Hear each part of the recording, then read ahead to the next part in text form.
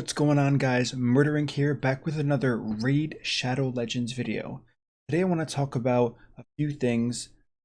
If you don't know already, there's kind of a wildfire of information going around about artifacts and how you can upgrade them, use them efficiently, using an offline mode, see what the RNG is, predetermined things, so on and so forth. So this video is pretty much to give you the information, what you need to know, and pretty much straight to the point, no fluff added. I think this is what you deserve to know, and hopefully I'll give you some tips on other things you might not have known about the game, things you can do, ways to avoid potential crashes, and keep your data. The first thing I want to talk about is a lot of actions in this game are performed offline. Once you complete a task, the data that's stored on whatever device you have is then sent to the servers and processed and then kept in game.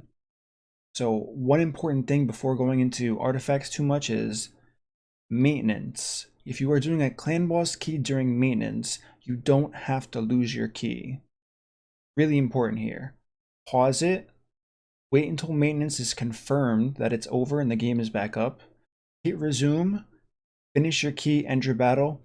All of the data was done offline and it was stored on your device. So as soon as the battle ends, all the data will go through and it will process completely. If you don't see it on the clan boss log, that means you just have to close the game and reopen it, and it will appear shortly thereafter. Now, a lot of people don't know this. It's the same for disconnects during dungeons, so on and so forth. If you ever see a message that says relogin or retry, make sure you have internet service, make sure the game is up and running, and then hit retry, and the game will take the data from your run that is stored on your device, send it to the servers, and that run will count. You will get the gear, you will get everything, you won't lose energy. So hopefully this tip helps you a lot. It applies to every aspect of the game. Now, quick disclaimer, the only thing this does not cover is a game crash. If the game closes out due to a crash, the information is reset and cleared and you cannot get that back. So that is the only exception to this example. Now let's get into the main part of the video, what everybody's talking about, upgrading gear. Now, looking at the screen really quick, what's being said and what you should know depends on who you hear it from, but I kind of want to go over the information with you, let you know. If you don't know about what's going on, I'll explain it to you right now. So obviously the first 4 levels are guaranteed. After that, there's a chance for it to upgrade and a chance for it not to upgrade. So once you reach a level where you start failing, which should be any time now. Right, +8. So I failed a few times there. Now, what you can do is you can go offline, whether you're on your phone, turn off your Wi-Fi, turn off your data. If you're on the computer, shut down your network, and you can hit this upgrade button and see how many times it takes to upgrade. Now, there's a difference between everything being preset on this piece already, how it actually works. So I think that's really important. So what you can do is you hit upgrade, you count how many times it takes. Once it's going to be successful, the bar fills up, then the game freezes. And then it says you are not connected, because this is when it's trying to send the information of what you just did to the server. Now, people started going crazy since, this has been in the game since the huge artifact update event, if you recall, and made everything crash. What they did was really smart, in my opinion at least. From the moment you hit upgrade, your RNG is calculated. So they know how many rolls it's going to take from the moment you hit the button to successfully complete this. Now, why is this important? It takes less stress off of the server. So every time this bar goes up further, it doesn't have to send a signal to the server. Everything can be done on your end.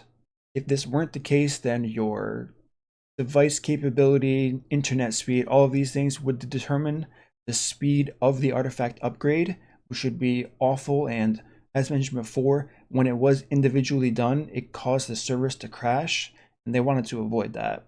Does this mean that everything's pre-planned? No. As mentioned before, as soon as you hit the upgrade button, all of the RNG is calculated from that one click. So all of this is just for show. This is how they can speed up the artifact times, so on and so forth. So is this an efficient way to save silver? Yes and no. My point on that is two reasons. If you have, like, this piece can be a gamble, yes, for sure. However, if you're doing this, you will not see what substat is being upgraded once you complete this task. So there's no way to actually see what you're going to get in a roll and then say, okay, I'm going to go back online. I know what I'm going to get for a substat, so now I can roll this piece. With that being said, if you are going to roll a piece, let's say you have 6-star boots, you have crit rate, crit damage substats, you really want those. Does it really matter how much silver it's going to take to get it to 16? That's my question for you. I'm not saying is it worth it to me? For me, 100%. I'm going to roll it to 16 if it costs me 4 million, 3 million, 2 million, or 1 million silver. So me knowing the information, spending the time, disconnecting from a network, so on and so forth, it's not worth it for me. I don't care about that personally.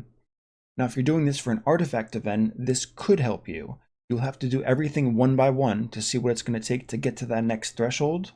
But if that's something worth it to you, you can absolutely save silver using this method. So the most important thing that I wanted to touch on is, I don't want people to think this game is rigged, because I've seen some information on this so far and it's making it seem that way, and that's not the case.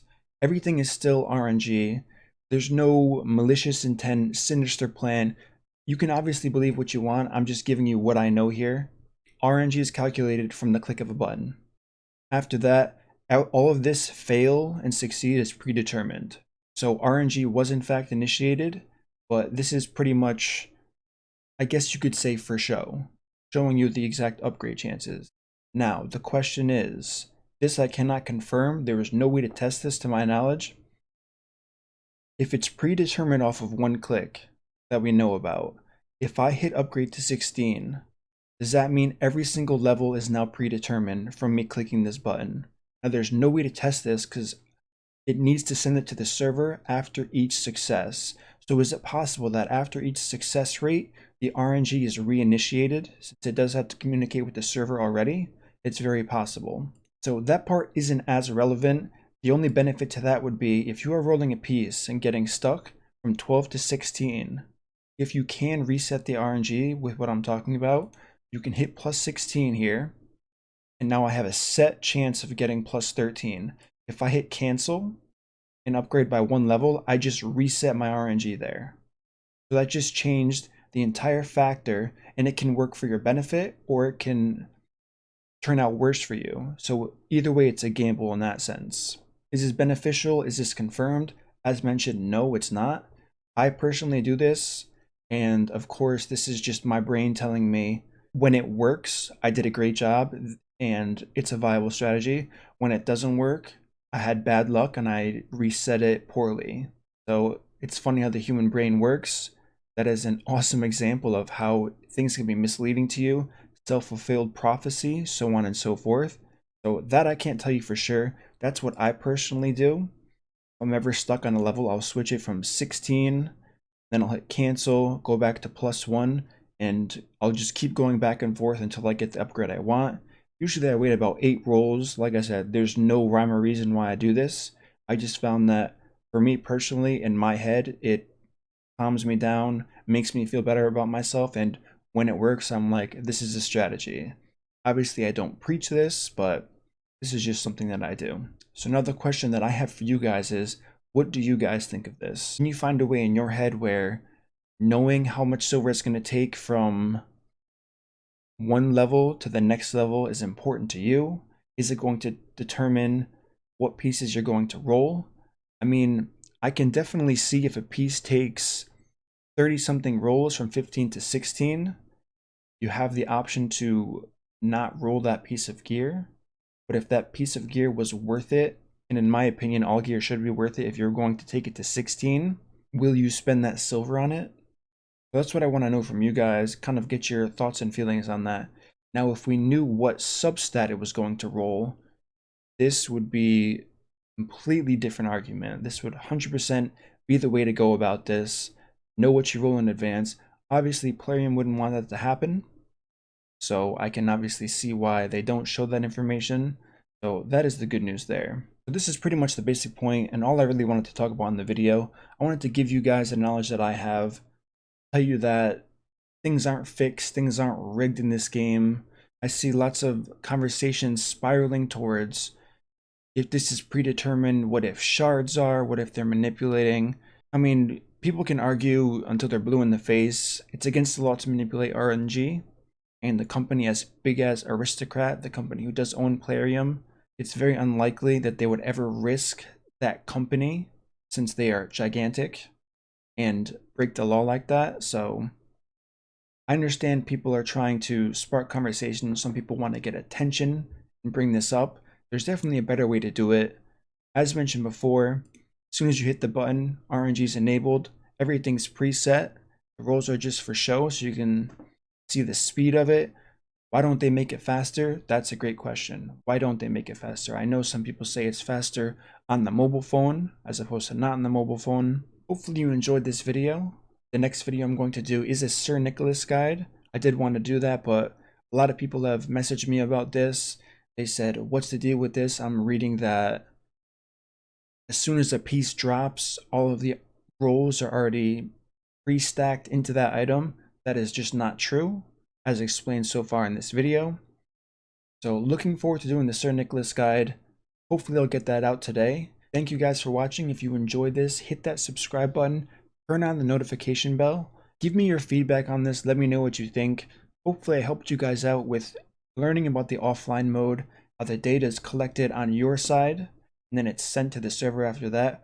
Hopefully I saved you guys some clan boss keys, some energy from dungeon runs. I've never had this happen in arena, so I'm not sure how that interaction would work out. I'm confident in saying I'm 99% sure that based on how it works everywhere else, if you do have an error in arena where you can retry or relog in, you just have to make sure, like I said before, that you have service.